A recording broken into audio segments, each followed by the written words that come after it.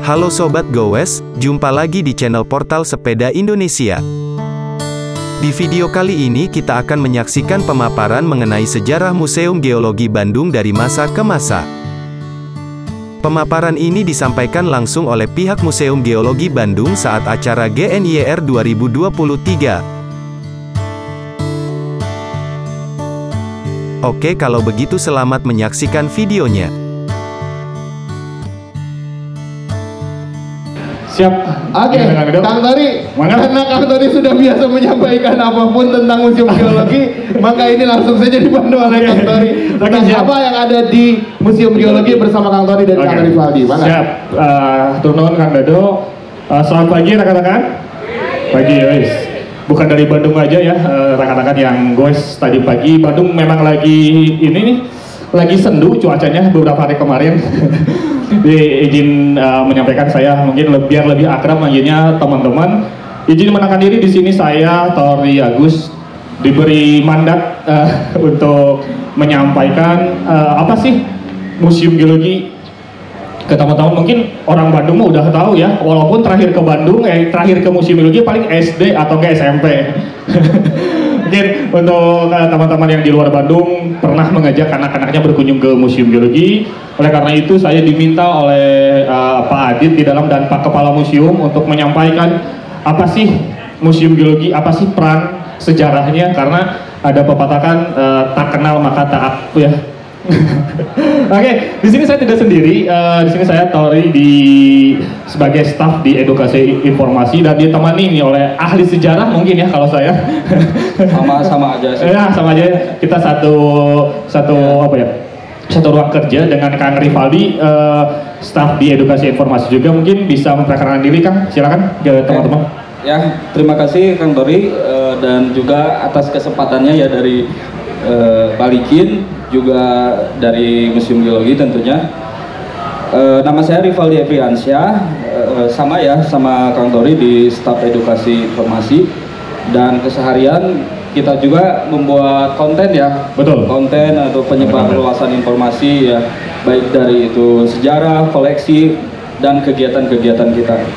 Paling itu Kang Tori. Oke, jadi kita memang berkutat selain berkolaborasi dengan teman-teman komunitas, instansi, baik instansi pemerintahan, pendidikan dan lain, kita juga berfokus di bagian untuk mengedukasi baik itu museum ataupun koleksi. Oke, jika bicara tentang museum geologi nih, mungkin teman-teman di sini belum ada yang tahu sih, kenapa sih Kang Museum Geologi itu pada zaman Belanda mungkin ya dulu ya, pada zaman penjajahan, kenapa sih didirikan di Bandung? Kan banyak tuh kota-kota besar di Indonesia kan. Latar belakangnya apa sih Kang? Ini menarik ya, kenapa ada Museum Geologi di Bandung, dan ini satu-satunya ya. Betul. Dan sudah berdiri cukup lama ya, kurang lebih 94 tahun. Nah, latar belakangnya sendiri dibangun di Bandung itu sebetulnya agak panjang nih sejarahnya, kita singkat saja ya.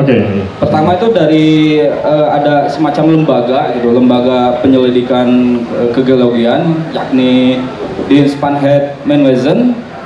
Nah, mulanya itu di Batavia lembaga tersebut. Nah, setelah itu di bawah oleh Government Bad Raven atau Kementerian BUMN-nya Hindia Belanda itu mendirikan gedung sate. Nah, itu sebagai tempat atau kantor dari Kementerian BUMN-nya Belanda.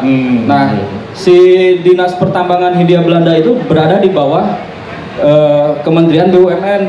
Nah, jadi ketika dibangun di gedung sate kantor pemerintahan Kementerian BUMN, dan dinas-dinas di bawah di departemen tersebut itu dipindahkan ya satu persatu ke Bandung, termasuk salah satunya Dinas Pertambangan ya, tahun 1924 ya. Kemudian ketika di Bandung, dinas tersebut berganti nama menjadi Dienspanheidmenbou ya. Nah, di sana itu mulai kantor ya di gedung sate. Jadi Departemen Pertambangan atau ya Museum Geologi itu mulanya itu di gedung sate Kang Tori. Ya, termasuk ya koleksi-koleksi yang cukup banyak ketika itu disimpan di undergroundnya gedung sate. Iya, iya. Ya di bawah, dan sekarang tempat itu sekarang jadi museum gedung sate. Oh iya, museum gedung sate. Tahun 2015 atau 2017 gitu memang ya, sudah diresmikan, dan itu memang dari awal pun sudah dipergunakan untuk memperagakan koleksi dari geologi gitu. Jadi memang ada kaitannya. Nah, setelah waktu ke waktu ya dari 1924 gitu. Sebetulnya udah direncanakan untuk mendirikan bangunan ini ya, sekitar luas 5.000 meter persegi. Cuman karena waktu itu ekonomi Hindia Belanda itu masih survive ya, di mendekati krisis ketika itu kan 1930. Nah, diadakan semacam kongres ilmu pengetahuan Asia Pasifik keempat ya, dan tuan rumahnya itu Bandung. Di ITB sama ITB bukan seperti itu? Ya, sama ITB. Dan salah satu penyuguhan dari pemerintah Hindia Belanda itu adalah bangunan ini yang memang dibangun khusus untuk menyambut para peserta Kongres Ilmu Pengetahuan Pasifik keempat, yaitu 1929. Ya. Nah, Museum Geologi sendiri dibangun itu sejak 1928 ya. Berarti ada waktu 1 tahun untuk membangun bangunan ini ya? Ya, dibangun itu dalam waktu 11 bulan dengan 300 pekerja. Itu tidak ada libur itu, berdasarkan laporan dari arsitekturnya Henry Minelda van Sonberg. Itu 11 bulan itu tidak ada libur karena mengejar target ya, dengan 300 kuli lah pekerja ya. Nah, dan sebetulnya tuh ada fakta menarik nih yang saya temukan, bahwa pembangunan ini tuh belum final 100% gitu sampai sekarang ya, karena ada rencana perluasan. Jadi muka bangunan ini tuh hanya bagian selatan ya. Nah, rencana dari pembangunan itu bahwa gedungnya itu akan membentuk kotak ya. Jadi ada sisi bagian utara, bagian barat, dan timur gitu. Cuman itu urung terlaksana karena terjadi depresi ekonomi 1930 gitu. Oke, sangat panjang ya sejarahnya. Mungkin di sini teman-teman udah ada yang lahir di tahun 1928. Siapa tahu kan waktu itu 1928 udah masuk PAUD kan? Di sini baru dibangun, teman-teman di sini udah ada yang sekolah. Oke, menarik ya, dari itu sejarah dari segi pembangunan, dan pada saat itu peruntukannya ini sebagai laboratorium. Nah, setelah ada bangunan ini Kang, kan belum menjadi museum ya, masih laboratorium. Nah, ada nggak sih beberapa koleksi yang dibawa oleh mungkin waktu saat itu teman-teman dari Hindia Belanda atau dari Belanda yang disimpan di sini, ada nggak sih Kang koleksinya? Ada ya. Jadi kalau fungsi ya, untuk fungsi itu berdasarkan laporan dari Volksraad ya, atau DPR-nya Hindia Belanda ketika itu, memang fungsinya itu sebagai laboratorium and museum. Tetap ya, fungsi museumnya ada. Ya. Dan itu diperagakan cuma di lantai 1 saja. Nah, terkait koleksi ya, itu banyak sekali ya. Dari 1920-an itu sudah banyak sebetulnya, dan koleksi-koleksi langka ya, seperti fosil. Terutama ya yang masterpiece waktu itu adalah Stegodon trigonocephalus. Yang sekarang ada di ruang sejarah kehidupan ya? Ada di ruang sejarah kehidupan. Jadi fosil gajah purba itu yang menurut Koningswald sendiri ya, ahli paleontologi di Museum Geologi, itu merupakan kerangka pertama yang disusun ya dalam genus Stegodon di dunia gitu. Jadi itu disimpan ketika itu di Hall. Jadi sebelum gajah Blora sekarang, dulu itu yang disimpan adalah gajah Stegodon trigonocephalus. Jadi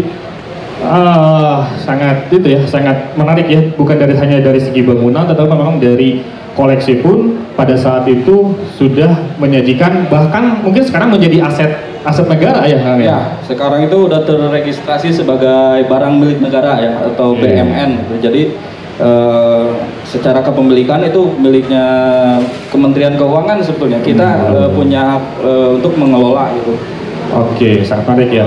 Nah, kemudian dari perkembangan pada saat itu nih, karena kan mungkin kalau teman-teman di sini mungkin bisa dicari ya di Google, di tahun 1920 sampai 1930 ini Jalan Ponorogo itu tidak seramai seperti ini gitu. Bisa dihitung sekitar 4 atau 5 bangunan, salah satunya Museum Geologi, Gedung Sate, kemudian Pos, dan mungkin yang di samping Dwi Warna. Nah, Kemudian Kang, setelah dari zaman penjajahan Belanda nih, bisa disampaikan nggak Kang ke teman-teman gimana sih dari peralihan penjajahan, kan waktu itu kita sempat ada estafet penjajahan ya, dijajah deui sih inti nama sama Jepang. Nih, itu ada informasi yang bisa disampaikan nggak Kang dari pada saat Jepang itu Kang? Ya, Jepang itu sebetulnya sangat singkat ya di kita, tetapi banyak perubahan yang sebut saja lah perubahan yang sangat besar ya, baik itu baik atau buruk ya.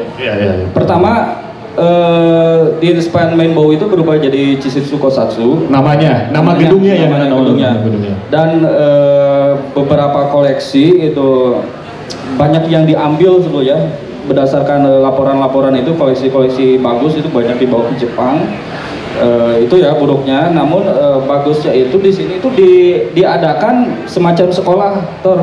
Jadi sekolah asisten geologi Jepang. Nah, salah satu banyak yang daftar itu dari Bumi Putra yang ikut pendidikan asisten geologi. Tapi itu difasilitasi sama pemerintah Jepang waktu itu? Ya, difasilitasi, bahkan diberi gaji juga ya. Itu ya syaratnya harus ada ijazah SR gitu. Dulu SR ya, sekolah rakyat. Zaman kakek saya itu. Nah, salah satu putra terbaik dari Bumi Putra ya yang yang sekolah di keasistenan geologi itu adalah Ari Frederick Lasut. Ya. Suno ya. Dan Suno. Dua orang itu yang cemerlang ya, dan dapat diandalkan itu dalam perkembangan ilmu pertambangan ya atau kebumian gitu. Berarti dari dua tokoh itu bisa disebut sebagai pahlawan geologi ya. Mungkin kita identiknya pahlawan-pahlawan nasional tuh Ki Hajar Dewantara di bidang pendidikan mungkin. Ternyata memang di bidang geologi pun ada ya Kang ya? Ada. Bahkan itu sudah resmi ya pada tahun 1985. Ari Frederick Lasut itu pahlawan nasional dari geologi ya, dari yang berkantor di sini, sekolah di sini.